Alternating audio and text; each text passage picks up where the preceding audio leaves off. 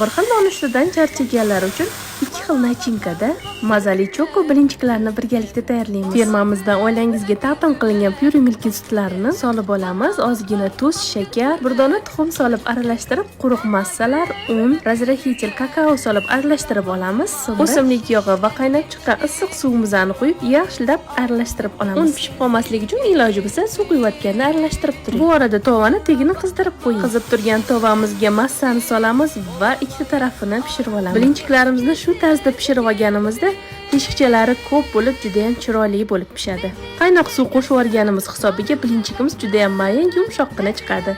Endi bunga ikki xil nachinka xohlasangiz, istalgan shokolad pastasini qo'shib iste'mol qilishingiz mumkin yoki bo'lmasa men sevgan usulda tvorogli nachinka tayyorlaymiz. Pyure milk, tvorog va smetanalarga ozgina shakar solib aralashtirib olamiz. O'rtasiga malinali jem quysak bormi?